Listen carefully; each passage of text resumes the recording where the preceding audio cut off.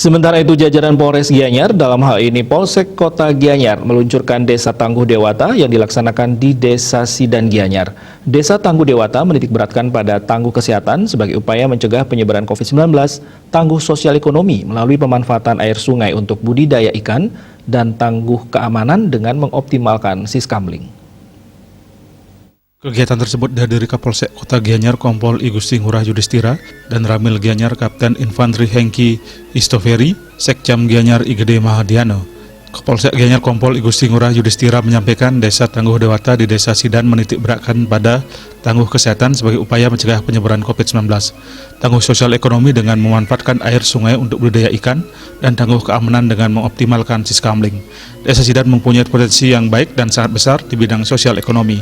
Desa memiliki kekayaan alam yang melimpah yang perlu dioptimalkan sebagai upaya menjaga ketahanan pangan melalui program Desa Tangguh Dewata. Kades Sidan Imade Sukro Suyasa menyampaikan Desa Sidan dengan luas 300 hektar dan jumlah penduduk sebanyak 5.500 jiwa memiliki mata pencarian sebagian besar sebagai petani. Dalam pencegahan COVID-19, Desa Sidan bersatu padu dengan Satgas Gotong Royong untuk mengantisipasi dan mencegah COVID-19. Di bidang sosial ekonomi dan ketahanan pangan, Desa Sidan telah bekerjasama dengan TNI dalam melaksanakan penanaman padi serta bekerjasama dengan Polri dalam menyebarkan bibit ikan di Banjar Sidan sebagai upaya menjaga ketahanan pangan ini. Pada tahun 2021, pengembangan dilakukan dengan menanam padi sebanyak 10 hektar yang mengedepankan pupuk organik bebas pestisida di Subak Babakan, Subak Babak, Subak Taman Bali, dan Subak Gelulung.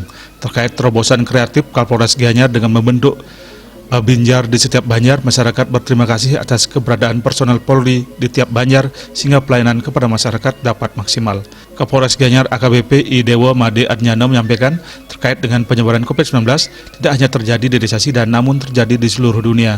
Diharapkan dampak akibat pandemi COVID-19 ini segera berakhir bukan hanya di sektor pariwisata namun juga sektor lainnya termasuk sektor pertanian.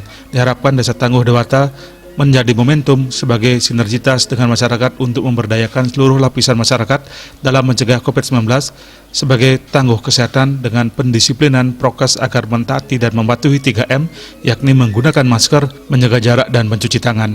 Di bidang ekonomi, ketahanan pangan diwujudkan dengan memberdayakan pekarangan rumah yang ada dengan menanam tanaman kebutuhan sehari-hari. Di bidang keamanan telah kondusif, terus dipertahankan dengan melaksanakan siskamling. Humas Polsek Gianyar